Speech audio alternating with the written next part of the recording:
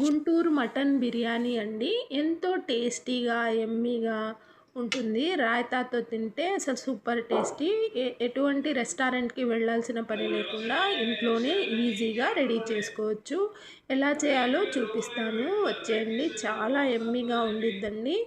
Guntur mutton biryani 1 KG mutton తీసుకున్నాను నేను. అందులో 1 కప్ కర్డ్ వేసాను. 2 స్పూన్ల కారం వేసాను. కారం ఎక్కువ ఉన్నవాళ్ళు ఇంకా వేసుకోవచ్చు. నేను హాఫ్ స్పూన్ పసుపు, కొద్దిగా గరం మసాలా, ఇంట్లో చేసిన బిర్యానీ మసాలా, ఉప్పు, 2 పచ్చిమిర్చి చీలికలు, ఒక 2 టమాటా ముక్కలు, కొద్దిగా కొత్తిమీర, కొద్దిగా పుదీనా, జింజర్ గార్లిక్ పేస్ట్, 2 స్పూన్ల జింజర్ గార్లిక్ పేస్ట్, మటన్కి సరిపడా జింజర్ గార్లిక్ పేస్ట్ వేసాను. వేసిన తర్వాత ఈ మొత్తాన్ని కలిపేసుకొని ఒక హాఫ్ అన్ అవర్ కానీ 20 మినిట్స్ కానీ పక్కన పెట్టుకోండి. పక్కన పెట్టుకుంటే ఈ మసాలా మొత్తము మటన్కి పట్టి ఆ తర్వాత మటన్ చాలా టేస్టీగా మెత్తగా ఉడుకుతుంది. చాలా టేస్టీగా కూడా ఉండిద్ది. ఒక కుక్కర్ తీసుకొని ఈ కలిపి పెట్టుకున్న మిశ్రమాన్ని వేసేయండి. నేను 2 కప్పుల బాస్మతి బియ్యాన్ని కడిగి పక్కన పెట్టేసుకున్నాను. వాటర్ పోసి చూడండి, మటన్ చక్కగా ఉడికిపోయింది. ఇప్పుడు ఈ మటన్ని పక్కన పెట్టేసుకుందాము.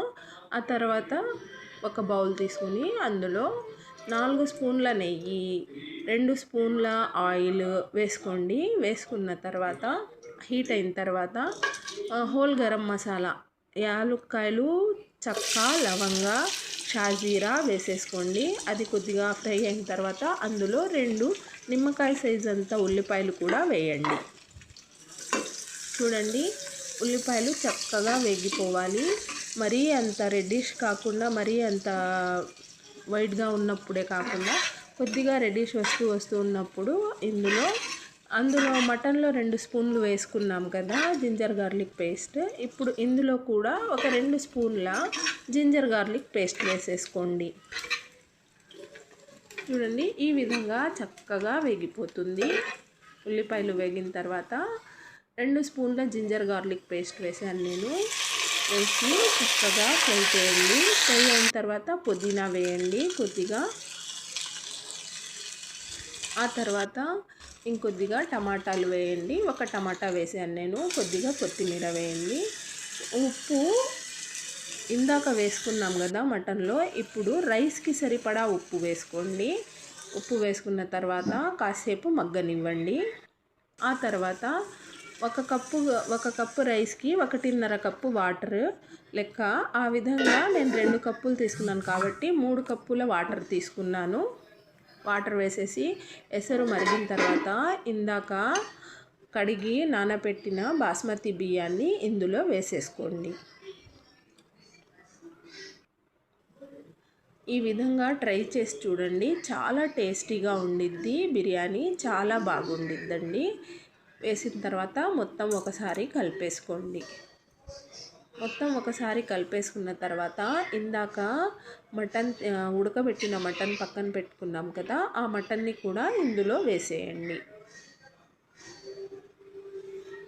ఎంతో టేస్టీగా, కలర్ఫుల్గా చాలా బాగుంటుందండి. మటన్ చక్కగా ఉడికిపోయింది కదా. మటన్ మొత్తం వేసిన తర్వాత ఇంకొకసారి మొత్తాన్ని కలిపేసుకొని దమ్ పెట్టేసుకోండి. మంట మరీ హై ఫ్లేమ్లో కాకుండా, మరీ లో ఫ్లేమ్లో కాకుండా మీడియంగా పెట్టేసుకొని పొయ్యి మంట ఉడకబెట్టుకోండి.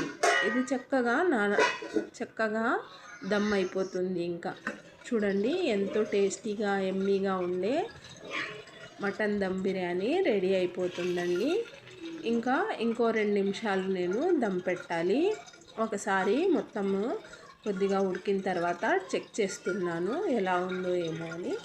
మళ్ళీ ఇంకొకసారి దమ్కి పెట్టేసుకొని ఆ తర్వాత ప్లేట్లో సర్వ్ చేసుకోవడమే. ఇలాంటి మరిన్ని రెసిపీస్ కోసం మా ఛానల్ని సబ్స్క్రైబ్ చేయండి, లైక్ చేయండి, షేర్ చేయండి, కామెంట్ చేయండి. ఎంతో యమ్మీగా, జ్యూసీగా ఉండే గుంటూరు మటన్ బిర్యానీ ఇంట్లోనే ఈజీగా ప్రిపేర్